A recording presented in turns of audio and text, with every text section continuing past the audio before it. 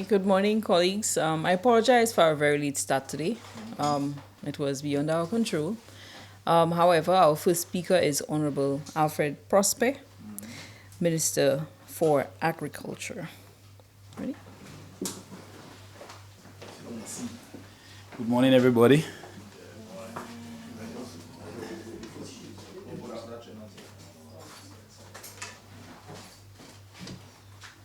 I just wanted to report that on Friday, this Friday the 7th, at 3 p.m., we will be distributing 405 checks to 405 banana farmers, all of which were affected as a result of the black Sikatoka disease, which impacted the banana subsector sometime last year in November. The Prime Minister did make a promise that we would be providing a relief package to our banana farmers who were affected before the end of March. And our farmers on Friday at the Lakai IRDC will be receiving not compensation, but some level of assistance to help them go back into the production. We've also received the 66,000 gallons of spray oil, and we began distribution, I think, 4 weeks ago. So far from the 66,000 gallons, we've distributed 6,500 gallons thereabout to the banana farmers and plantain farmers free of charge. The banana industry is very important for the development of St. Lucia and especially for the rural people. And this is the second time in approximately 1 year the government of St. Lucia had to assist farmers, especially banana farmers. You recall last year, March, April, last year, we spent about $1 million EC to assist farmers who were affected by the unavailability of boxes. And here again, we are providing some level of assistance to the farmers. I do not want people to think it's or believe it's compensation, because the loss was somewhere around 7 million, and we are making available approximately 1.8 million EC dollars available to those farmers as of Friday. We are hoping that the assistance will allow the farmers to do what we call a cutback and to do all of the operations that are necessary to get the farm back to what it should be and to begin producing the quality of bananas that we need for export. I remember last time when I spoke here, I did mention the One Banana a Day initiative in schools. We are hoping that that can benefit or will benefit approximately 6,000 students in St. Lucia. I think it's an excellent opportunity for us to use bananas in schools, considering the nutritional value of bananas. And I think that is going to create another local market opportunity for our banana farmers. So I look forward to seeing all banana farmers at the Lakai IRDC on Friday from about 3 p.m. I have a question. Just before we had this problem, I remember you came here and said that the exports we were exporting. So obviously that affected our exports. I would like to know basically what's the vibes with the people that you have exporting, because now I mean all our farms around St. Lucia have been affected. So obviously our exports we cannot export basically from so far. Well, maybe 1-2 farms have escaped, but I mean they're on the quantity that we were exporting. What is happening? Maybe can we presently achieve this amount presently with what happened to us, and what's the way forward? Well, obviously the disease would have impacted, the amount of bananas or boxes that we export, because on a weekly basis, recently we were exporting somewhere in the region of 6,000 to 7,000 boxes. And that is Barbados, Trinidad, Antigua. Yeah, those 4 countries. And the NFTO is currently in discussion with Bannerman Martinique to look at the possibility of getting a new market available for our fruits. I'm not going to say much on that because that is between NFTO and Bannerman Martinique. But as we speak, we still have some of the exporters exporting bananas, but at a much lower quantity, considering the level of destruction that the black cicatricial disease causes. I'm certainly sure that we are nowhere near what we would have been exporting had we not been affected as a result of the black cicatricial. But it is important for us to continue maintaining the regional market. I'm sure you recall recently I made the pronouncement that we had a market in Canada for our bananas, our green bananas, and we were exporting to Canada as well. But we're hoping that with the availability of the oil, within the next 3 or 4 months, we should be getting back to normal. What about the cassava? I know we were working with the Food Ministry of Commerce. Give us a little report on what's happening with our cassava. Now, cassava is a very important crop for agro-processing. You've heard of cassava flour, cassava bread, and a range of products that can be made out of cassava. But cassava can only grow in certain life zones. It's dry, semi-dry areas. So when you speak of dry, semi-dry areas, you think of areas like Oleon, Debara, then with those dry areas, Choiseul, etc. Just last week, I had a discussion with a guy from Africa who met my PS, and we were discussing the possibility of growing or developing a cassava program on a very large scale in St. Lucia. And he has agreed to assist us with getting planting material and other technical support from Africa. We are hoping that we can include this in the next cycle, 25-26 budget, what we call a new spending request, to see how we can really get more persons involved in cassava, because we have a lot of abundant lands, especially those persons who are cultivating bananas. If you go to Oleon and Debara and these places, you will see quite an amount of vacant, abandoned lands that I'm sure we can use for growing of cassava. But we have the agro-processing facility in Babono, and we have another processing facility in Deriso. I do believe that cassava has the potential to create serious investment and economic opportunities for our farmers if we can move in that direction. Yes, I just want to go back a little on the banana issue. As you mentioned, the assistance government gives for spray oil. The last time you also mentioned some precautionary measures they could take to mitigate against the cicatricial disease. Now, we've noticed lately there are a few young farmers, even in the EA program, we've seen them using a lot of this modern technology. You know, how much would it take to make this more far-reaching to the banana farmer in terms of like say, field officers, and how much monitoring would it take? Because you know they could start it this week and forget it. That grade them, like not a certificate, but at least grade them in terms of the management of their farms, you know, and the way they implement these methods for sustainability. Well, firstly, I want to say we've been in banana project and production since in the 60s.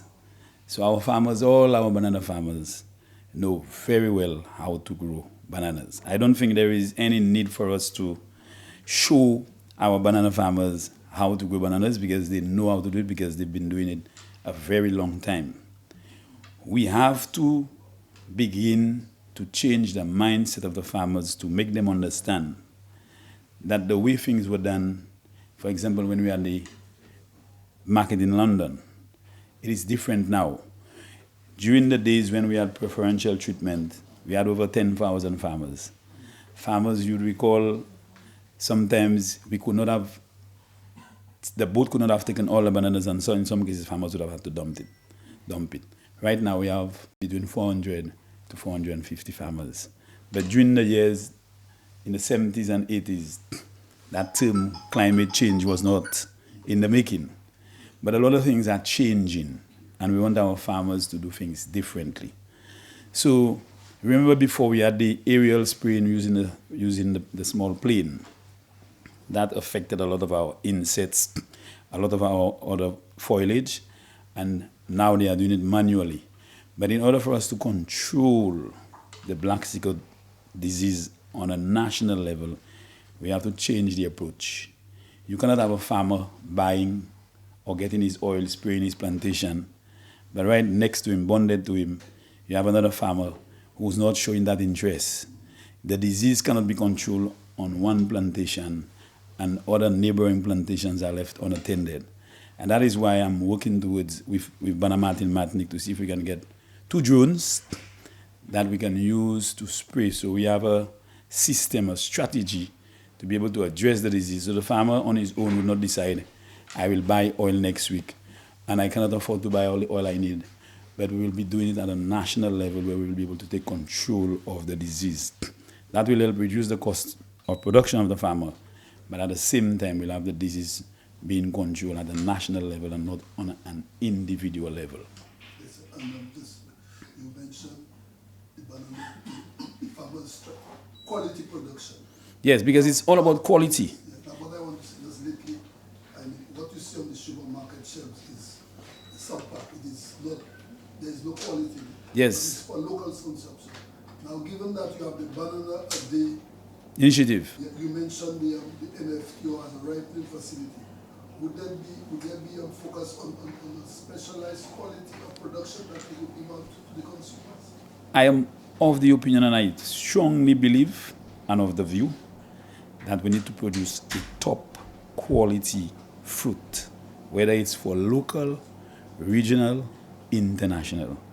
There should not be a certain standard for the local supermarkets or market and a different standard for the region or internationally. Our target or objective should be producing a top quality fruit. So the same quality that lives here to Barbados, to Trinidad and these other countries is the same quality we expect to see or get on the supermarket shelves. But that is not happening. And while I don't want to lay blame on the farmers, I do believe our farmers know what is a good quality fruit versus a non-quality fruit or poor quality fruit. But money is something that everybody likes. And in some cases, when I see the poor quality fruits that are being placed in the boxes, it worries me. Because the farmer knows that he will not get a good price for it. It will spoil before it gets to the destination. But yet, it's placed in the box. Obviously, the farmer is thinking of, how much he can make on a weekly basis or on a fortnightly basis. But at the end of the day, the whole quality issue is making it very difficult for us to sustain the market. And it's just sad to know that, these things happen. If it is not of the quality to put in the package or in the box, please do not put it. Just okay on this same thing, say the retail trade, we have the markets, the supermarkets. How is it that these foods could pass through the retail trade to the supplier? Wouldn't there be some standard or some quality that you sell? Just like in terms of egg, you cannot sell half-rotten eggs. You cannot sell. Well, I expect the exporters. So is there a line that has to be drawn there? I believe. Because, we're talking about consumer protection on this consumer. Is there a line that has to be drawn to make these farmers know that they cannot sell this nowhere at all? They have to. Yeah, but the farmers are aware of that. That's something that has been preached many years, decades ago, that you do not put poor quality fruits in the boxes. But the point is, the exporters, those persons who are buying from the farmers, what we've been saying to them is, increase your inspection rate. You open the boxes. If the farmer knows that every box he sells to an exporter is going to be inspected thoroughly, the farmer will tell himself, I have to be careful not to put any poor quality fruit in there. But when you just open part of the box and you don't see what is down there, obviously if the farmer has a bad quality fruit, he will not put it at the top. He'll put it at the bottom and cover it with good quality fruits at the top. So the inspection rate has to be high enough to inspect the box thoroughly. And if it is not of the quality, you reject it. And before, when we had the boxing plans and the buying plans, you will see in rejected boxes. But that hardly happens now, and that is why I'm saying we all have to come together and make it happen. Because at the end of the day, the industry belongs not just to the farmers, but the country. And when you have a market that is available to you, and you are not meeting the standards, then obviously you can anticipate that you're going to lose it at some point. So it has to start with the local. Yes, the farmers, because because they buy it from them. yeah. So if you know the fruit is not of the quality, please do not put it in a box. And that's a simple exercise. You're going to put 20 rotten mangoes or 10 rotten mangoes among 100 mangoes. It will rotten everything. So you just don't put it and ensure that you have the quality and standards that the market is demanding. That's simple. Okay, my question is zoning. I was speaking of just recently, and you tell me the problem you as an agricultural people know that well within our sectors, the four sectors in Central is sometimes we go to the market and we see a lot of tomatoes, a lot of cucumbers, and it coming from right wrong. Have you all addressed that? Because it will be, I believe, according to the amount of officers you all have around the island, and he said that's a problem that between north, south, and east, west, you get everybody planting, and when you come to the market, everybody coming to the market and you're not getting the proper price. So can it be zoned in a sense where now if maybe you for planting just the tomatoes, the north planting carrots, and then because he told me there is a big problem which they have tried their best to rectify, and I are working on that when it comes to the zoning with our farmers, because yesterday the farmers are also the take away. This is the culture again. There are farmers who tell you, I'm only interested in growing watermelons and tomatoes. In spite of there being a glut in watermelons and tomatoes, that is what he will grow. But ideally, the farmers should be getting an indication of what is in demand from my ministry, which is the Ministry of Agriculture. So, for example, if we know during the months of April, just using that, April to June, there is always a problem with availability, let's say for carrots or watermelons. We can say to farmers, between January or April and May, focus on planting those commodities. Now, as we are approaching the dry season, you'll see a peak in the availability of tomatoes, because that's the ideal conditions for it. So later on in this dry season, you may see a glut in tomatoes. But what we should have done, and we're working on, is to be able to store the tomatoes in a cold storage facility. So after the glut comes to an end, you can distribute from the storage facility back into the market or wherever, because you have it in storage. But what happens to the farmer is that he takes time and invests in tomatoes, hoping to get a good price. But when everybody has the same thing, he cannot get a good sale or income for his commodity. So we are working with the New Zealand government is making available to St. Lucia and other countries in the region the availability of 2 cold storage facilities. We most likely will have one in Lakai Dennery and one in the south, and we are hoping that we can use those storage facilities to store excessive amounts, so when we have gluts, so that the farmer will not be losing what we call a profit and income, because he or she will be able to store those commodities there for a period of time before it can be later released in the communities. My final question to you, what is happening with the fishermen in Dennery? Last year you gave us a report about the fridge in Dennery. What is happening with that with our fishers? Presently, when you were complaining that I come in at 7 o'clock and I have to sell my fish. What is happening with that? Well, we have, as we speak, 10 new ice machines that were purchased under the World Bank Food and Security and Nutrition Insecurity Project. One is assigned to Dennery. We've gotten an estimate from a guy to break down the current ice machine that is not functioning and to replace it with a new one. We've gotten an estimate for that, and we're hoping, just like Dennery, Miku, Labrie, and these other areas, they will be getting the ice machine soon, but some adjustments would have had to be made because in some of the facilities, the space is not sufficient or ideal to accommodate the ice machines. But that is also in place. We just got a contractor to sign a contract for the fencing of the Dennery Fisheries facility. So we're going to secure the facility because we think it's important. When the facility was constructed, there was a perimeter fence and it got damaged. So we are now replacing that perimeter fence, and soon from now we'll see the construction of that fence on the facility. But the ice machines are available and we are working towards installing them in the various landing sites. In relation to Lucia, where are we with that? I know the government had provided support to it. We only see the restaurant part open. What about the retail store? Also, are they purchasing from fishers there at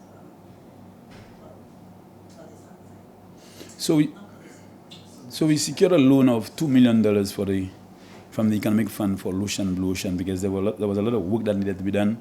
We needed to do a rewiring that was done last year to the tune of $400,000. We had to do some work on the roof. I think it's an asbestos roof. We had to make some changes there. But the thing about Lucia and Blue Ocean is that there was a very high electricity bill. I was told last week that, and some sort of arrangement has been established with the St. Lucia Electricity Services because, for this place to operate, you need electricity. So I am hoping that as soon as possible we can see a reopening. The restaurant is there, but I was told that there are certain areas that they need to finalize before we can see a reopening of the facility. It is very critical that we open soon because I still see our fishers going out on the road in the various communities late night, early morning, and that is not what I would like to see for our fishers. We have a market that was made available to them, but obviously there were some issues. We've dealt with it at the cabinet level and we have made the funds available. So we are hoping soon from now we'll see a reopening of the facility. Okay, as a parliamentary rep for Dennery South, just wanted to get your take with full election fever in there. What do you think of your chances at the next election? Very, very high. A man from the soil, a man who has been there, born and raised there. I'm very, very confident. Very, very confident. What of your work in the constituency? Do you see that you've done enough? Is there more you would like to have done? I don't think any politician would be of the view that he has done enough. I would like to do a lot more, and I'm looking forward to doing a lot more, but that is based on availability of resources, financial resources to be exact. But I'm very happy now we've got no contractor to do the repairs, the upgrading of the Dennery Multipurpose Center. We have identified 2 contractors because there is a problem with the seats. We put up the structure for the seats, but there is a problem when it rains, and people get wet. So we have already identified a contractor because we're going to put some claddings to block the back. We have identified another contractor to construct the change room because you must have a change room there because costing the organizers when they have events there to bring in portable toilets. So that is in place. In the next few days, weeks, you're going to see a few projects, and we are going to construct a road that is by heading Mr. Gasper's road, that is going towards the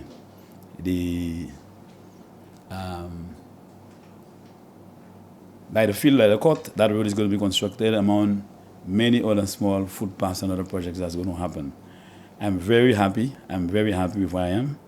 And I have lots of confidence that I will be back when the next election is called. How are you going to vote going up? I've been hearing a lot of names, but I am not worried about who. I am just continuing to do what I have to do. And at the time I know when the election is called, I must have an opponent, but I don't know. I'm hearing names, but I'm yet to know who that person is.